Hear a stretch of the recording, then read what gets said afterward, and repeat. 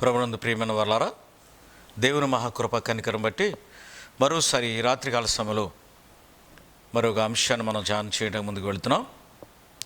పరిచర్య అనగా ఏమి, పరిచారకుడు ఎవరైన విషయాన్ని పార్ట్ 2 అనే విషయాన్ని మనం ధ్యానం చేయబోతున్నాం. పార్ట్ 1లో కొన్ని విషయాలు మనం మాట్లాడుకున్నాం. మరి పార్ట్ 2కి వచ్చినప్పుడు తర్వాత మరి కొన్ని విషయాలు మనం తెలుసుకోవడానికి మనం ప్రయత్నం చేద్దాం.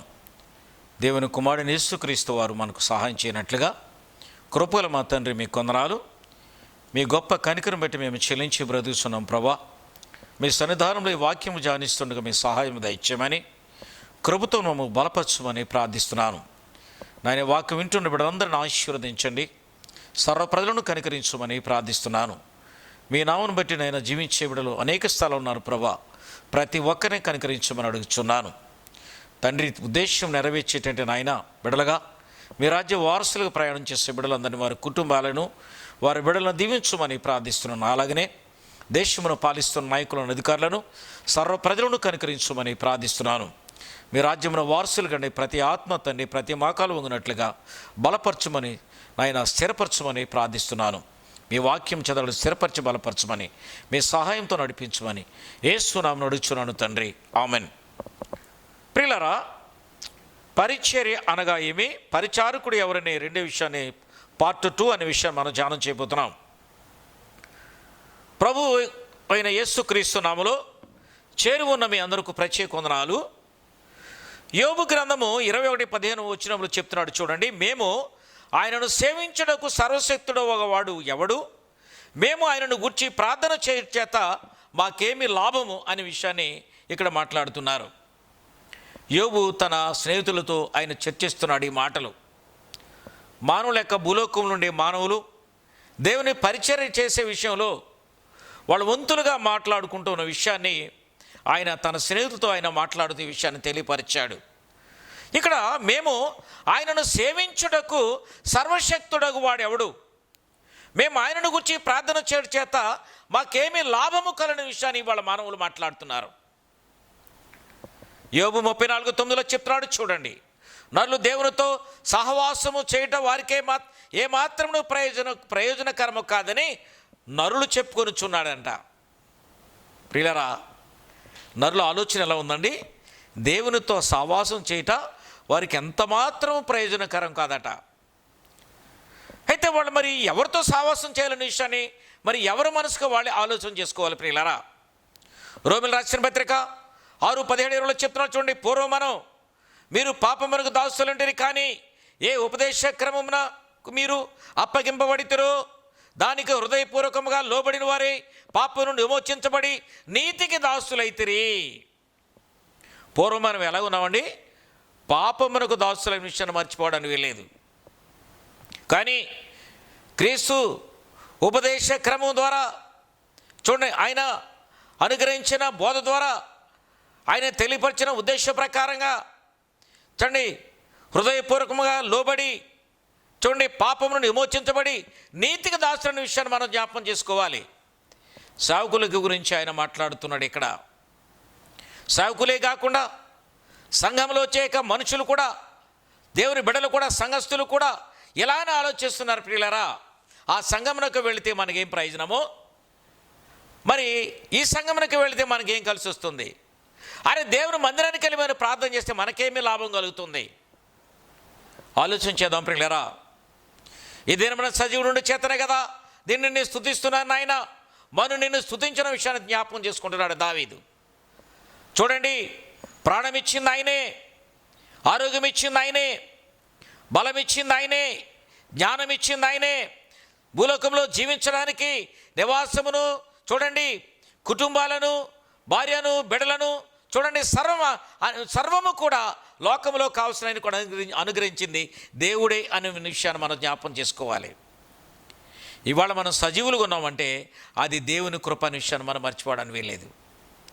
మన ప్రాణం ఆయన చేతిలో ఉంది, మన జీవితం ఆయన చేతిలో ఉంది, మన ఆలోచన ఆయన చేతిలో ఉంది, మన నడక ఆయన చేతిలో ఉంది, మన ఉద్దేశములు ఆయన చేతిలో ఉన్నాయి, మన తలంపులన్నీ కూడా ఆయన ఎరిగిన వాడిగా జ్ఞాపకం చేసుకోవాలి ప్రియులారా.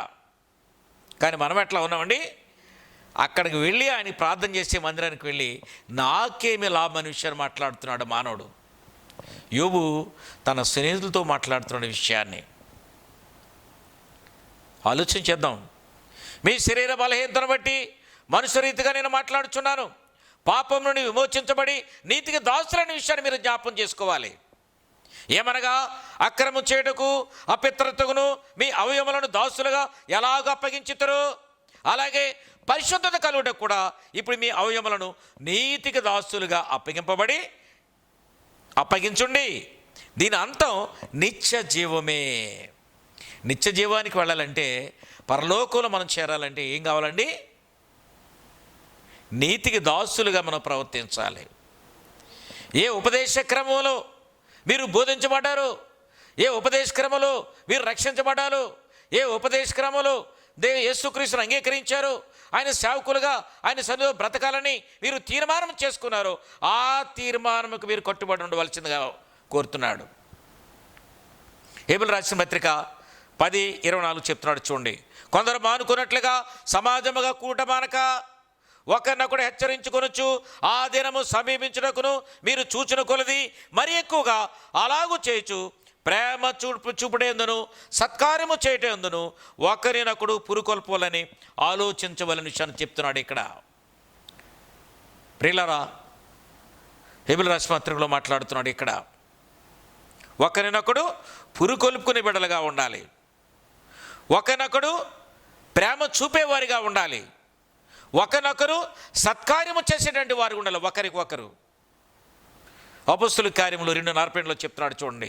వీరు అపొస్తలుల బోధ యందును సహవాసమందును రొట్టె విరుచుట యందును ప్రార్థన చేయటందును ఎడతగిన బిడలుగా ఉండవలెను. ఏ ఉపదేశక్రమంలో మీరు యేసుక్రీస్తును అంగీకరించారో, ఆయన సేవలో తీర్మానం చేసుకున్నారు, ఆయన దేవుని కుమారుడని మీరు గ్రహించి మీ మనసులో తీర్మానం చేసుకుని ఆయన పరిచయంలో భాగస్వాములుగా ఉండాలని మీరు ఎప్పుడైతే తీర్మానం చేసుకున్నారో ఆ తీర్మానంకు ఇన్ని కట్టుబడిన వారిగా కడ వరకును మీరు కొనసాగించి తీరవలసిందే. అందుకే వాళ్ళు ఎలా ఉండాలండి? అపొస్తలుల బోధలో ఉండాలి, సహవాసములో ఉండాలి, రొట్టె విరుచుట్లో ఉండాలి, ప్రార్థన చేయటం ఎడతెగని బిడ్డలుగా ఉండాలి. కానీ వాళ్ళు ఏమంటాడండి? దేవుని మందిరానికి వెళ్ళి ప్రార్థన చేస్తే నాకు ఏమీ ప్రయోజనం అనే విషయాన్ని మానవుడు ఆలోచన చేస్తున్నాడు. ఇవాళ ప్రజలు చాలామంది అదే పరిస్థితులు ఉన్నారు. సేవకులు అదే పరిస్థితిలో కొద్దిమంది ఉన్నారు, సంఘాలు వచ్చే సభ్యులు కూడా అదే ఆలోచనలు ఉన్నారు. దేవునితో మనం బేరవాడుకుంటాం ప్రియులరా. ఇవాళ సమస్తం ఆయన ఇచ్చాడు.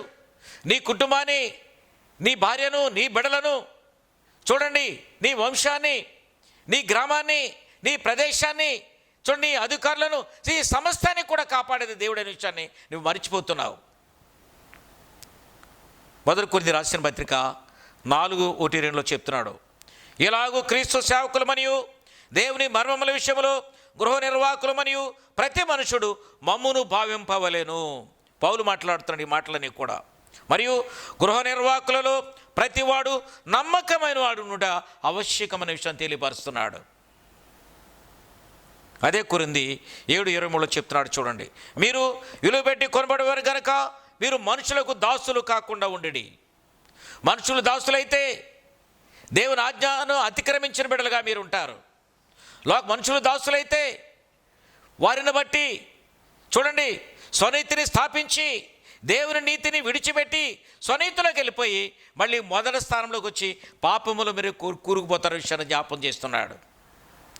అందుకే తిమోతి రాసిన పత్రిక 6లో చెప్తున్నాడు చూడండి, 6-12 మనము ఈ లోకమునకు ఏమీ తేలేదు, దీనిలో నుండి ఏమీ తీసుకుని పోలేము. కాగా అన్న వస్త్రములు గలవారమై ఉండి వాటితో తృప్తి పొందే బిడ్డలుగా మనం ఉండాలి. ఆహారం ఇచ్చింది ఆయనే, వస్త్రం ఇచ్చింది ఆయనే, నివాసం ఇచ్చింది ఆయనే, ఆరోగ్యం ఇచ్చింది ఆయనే, సర్వ సంపదలు కూడా అనుగ్రహించింది కూడా ఆయన విషయాన్ని మనం మర్చిపోవడానికి వీలైన విషయాన్ని తెలియపరుస్తున్నాను ప్రియులారా. కాబట్టి చూడండి, ధనవంతులగుటకు అపేక్షించచ్చు వారు అలాగుండేటువంటి వాళ్ళు శోధనలోను, ఉరిలోను, అవివేకయుక్తమైన హానికరములైన దురాశల్లో పడి వాటిని ముంచివేస్తున్న విషయాన్ని జ్ఞాపం చేస్తున్నాడు. ఇవాళ ఏమికి నాకు లాభం కలుగుతుంది, లాభం అనే విషయాన్ని బేరం ఆడుకుంటున్నాడు దేవుడితో. అయ్యా, నీ మందిరానికి వస్తే నువ్వు నాకేమిస్తావు అనే విషయాన్ని మాట్లాడుతున్నాడు. యోబు వివరంగా తెలియపరిచాడు తన సందేశాన్ని. 2 కొరింథీ 4:2 చెప్తున్నా చూడండి. ఈ పరిచర్య పొందిన వారమే కరుణింపబడినందున అధైర్యపడము. పౌలు మాట్లాడుతున్నాడు చూడండి.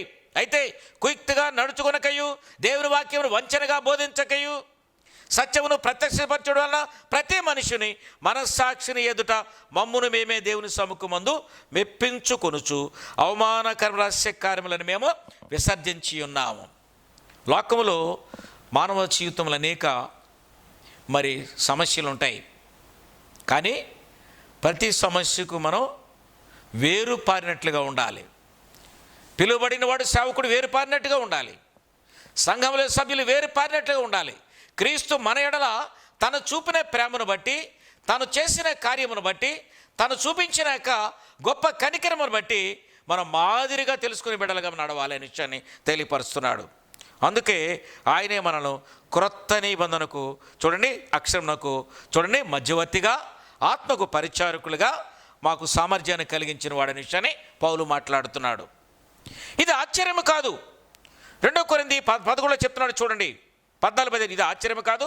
సాతాను తాను వెలుగుదర్శ వేషము ధరించుకొనుచున్నాడు గనుక వారి పరిచారకులు నీతి పరిచారకుల వేషము ధరించుకున్నారు. గొప్ప సంగతి ఇది కాదు. ఎందుకంటే సాతాను ఎలా ఉన్నాడండి చూడండి, పరిచారకుల వేషం, నీతి పరిచారకుల వేషం వేసుకుంటున్నాడట. వెలుగుదూత వేషాన్ని ధరించిన వాడిగా చూడండి, దేవుని సన్నిధిలో చూడండి, సేవకుల సన్నిధిలో అతడు ఎట్లా ఉండాలండి, తన మాదిని చూపించడానికి చూడండి, తన ఉద్దేశాన్ని బయలుపరచుకోకుండా చూడండి, మెరుగులాగా కనపడడానికి చూడడానికి సౌమ్యముగా మెరుగులాగా కనపడతాడు. కానీ లోపల వాడు క్రూరమైన తోడేళ్ళ విషయం మర్చిపోవడానికి వెళ్ళలేదు. అందుకే 2 కొరింథీ 2:17 చెప్తున్నాడు, కావున ఇట్టి సంగతులకు చాలిన వాడెవడు. మేము దేవుని వాక్యమును కలిపి చెరిపెడి అనేకుల వలె ఉండక నిష్కపటము కలవారమును దేవుని వలన నియమించబడిన వారమై ఉండి క్రీస్తునందు దేవుని ఎదుట మేము బోధించుచున్నాము. పౌలు మాట్లాడుతున్నాడండి. స్వార్థానికి తావివ్వలేదు. ఎన్ని శ్రమలు కలిగినా, ఎన్ని ఇబ్బందులు ఎదురైనా తాను చూడండి దేవుని మాటకు లోబడి, క్రీస్తు మాటకు లోబడి, శ్రమైనా, నిందైనా, అవమానమైన, కష్టమైన, శోధనైన, ఊరైనా ఏదైనా తను సిద్ధపడి తన ఉద్దేశాన్ని నెరవేర్చి చూడండి ఆయన తండ్రి రాజ్యమును వారసుడిగా వెళ్ళిపోయాడు. గత కాలంలో అవిధేయుడిగా నడిచాడు, దేవునికి దూరస్తుడిగా ఉన్నాడు. కానీ దమస్కులో క్రీస్తు ప్రత్యక్షమై ఆయన ఆకాశం నుంచి వెలుగులో మాట్లాడినప్పుడు మాత్రం ఆ మాటలు విని భయపడి చూడండి అతడు లోబడి ఆ ఉద్దేశాన్ని నెరవేర్చిన వాడిగా తన స్వార్థను ప్రకటించాడు. అనేక శ్రమలు కలిగినాయి, కరువులు ఇబ్బంది పడ్డాడు. చూడండి, ఒక్కసారి భోజనం లేని వాడుకున్నాడు, శ్రమలు పడ్డాడు, నిందలు పడ్డాడు, బంధువుల చేత దూషించబడ్డాడు, శత్రువులతో ఇబ్బంది పడ్డాడు, దెబ్బలు కొట్టబడ్డాడు, దొంగిలించబడ్డాడు, అవమానించబడ్డాడు. చూడండి, అనేక శ్రమలు అనిపించాడు. కానీ ఎక్కడ కూడా చూడండి ఆయన ఎక్కడ కూడా ఆయన తండ్రి ఉద్దేశాన్ని మారుపేరుగా నిలబడలేదు. తండ్రి ఉద్దేశాన్ని నెరవేర్చేవాడు ఉన్నాడు అంతే. తండ్రి ఉద్దేశాన్ని మారేవాడు ఎక్కడ చూడండి అమలును పరిచిన వాడు ఉన్నాడు తప్ప ఆయన చూడండి లోకమునకు వేరుపారిన వాడిగా నడిచిన వాడిగా తన జీవితాన్ని ముగించాడు. అందుకే 1 కొరింథీ 15:32 చెప్తున్నాడు చూడండి పౌలు, మనుష్య రీతిగా నేను ఎఫెసులు మృగములతో నేను పోరాడి తిని.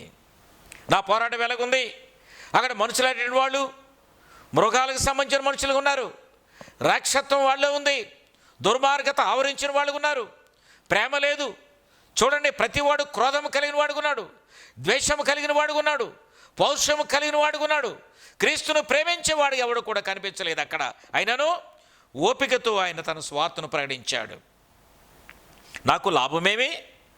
ప్రభునందు పిల్లారా, పౌలు తన సువార్త ప్రయాణంలో అనేక దేశాలు స్థలాలు దర్శించి దేవుని సువార్తను చాటుకుంటూ యేసు చేత హెచ్చరించబడిన వాడే తన వ్యతిరేకతను విడిచి భయపడి యేసుక్రీస్తు అనుకూలమైన సువార్తను పరిచర్య చేస్తూ తన అనుభవములు ఎఫెసు పట్టణంలో సంఘం విషయంలో అక్కడ రోమా ప్రభుత్వాధీనంలో ఆ పట్టణం ఉన్న క్రమంలో చాలా శ్రమలు నిందులు అనుభవించాడు. అది ప్రస్తుత టర్కీ అని పిలువబడే ప్రాంతానికి పశ్చిమంగా ఉంది. కేస్టర్ నది ముఖద్వారమున ఉన్నది. అది పెద్ద వర్తక వాణిజ్య కేంద్రముగా ఉంది. అప్పుడు ఆ కాలంలో ఇక్కడ దేమేత్రిని కంసాలి ఆత్మాదేవికి ఒక బంగారు విగ్రహం 160 అడుగుల విగ్రహం చేయించి ప్రజలు దానికి మరి మృక్కుడకు వెండి గుళ్ళు చేయించి ఆ గుడిలోనికి వెళ్ళడానికి ఒక వ్యాపారం ప్రారంభించాడు. అయితే పౌలు అక్కడ తన మరి సువార్తను ప్రకటించట్లో అతని అభ్యంతరం కలిగిన వాడిగా ఉన్నాడు. ఈయనకి అభ్యంతరం కలిగింది. దేవుని వాక్యానికి సువార్త కూడా పెద్ద అడ్డం కలిగి ఈ స్థితిలో పౌలు అక్కడ మృగముల వంటి మనుషులతో పోరాడవలసిన పరిస్థితి ఏర్పడింది. అనుక్షణము శ్రమలే, అనుక్షణం ఇబ్బందులే, ఇరుకుల అవమానములే కలిగిన కానీ ఎక్కడ కూడా ఆయన చూడండి పడిపోలేదు, ఓడిపోలేదు.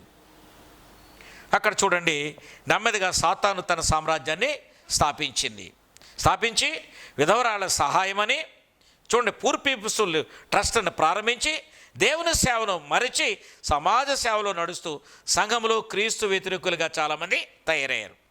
ప్రస్తుత కాలం కూడా అలాగే నడుస్తుంది.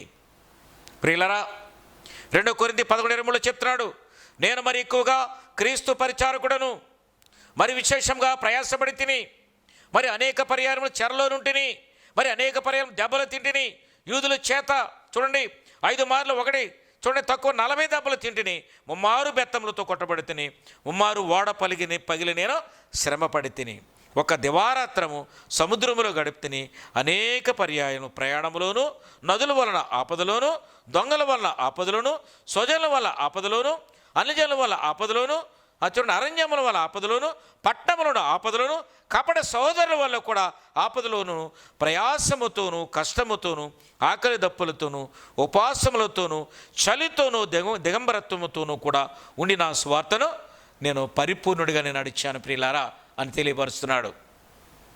ఇవాళ దేవుని బిడ్డగా జీవించే మనము పరిచారకుడి యొక్క బాధ్యత ఎట్లా ఉంది? దేవుని సన్నిధికి వస్తే నాకేమి లాభం, దేవుడు నాకేమిస్తాడు అని దేవునితో బేరవాడే మనుషులు మనం కనబడుతున్నాం. రేపేమి సంభవించునో తెలియదు కదా. నీ జీవం ఏపటిది, నీవు కొంతసేపు కనిపించి అంతలో మాయమైపోయే విషయాన్ని జ్ఞాపం చేసుకోవడం లేదా? ఈవాడ సజీవులుగా ఉన్నావంటే అది దేవుని కృప అనే విషయాన్ని జ్ఞాపం చేసుకుంటున్నావా? అనేకమైన మేలు చేతను చూడ అనేక శ్రమల నుంచి రక్షించి, అనేక శోధన నుంచి విమోచన కలిగించి, మంచి వాతావరణం కలిగించి నీ కుటుంబానికి నీకును సమస్తానికి కూడా అనేక విషయాలు మేలు నడిపించి ఆయన అనురాగ వాత్సల్యం కుమరించి నేను క్షేమంగా కాపాడితే దేవుడు నాకేమిస్తాడు ఆయన మందిరానికి అనే విషయాన్ని మరి కొంతమంది మాట్లాడుతున్నారు. ప్రియులారా, ఈ మాటలు యోబు మన జ్ఞాపం చేస్తున్నాడు. దేవుడి మాటలు దీవించునుగాక. ఆమెన్.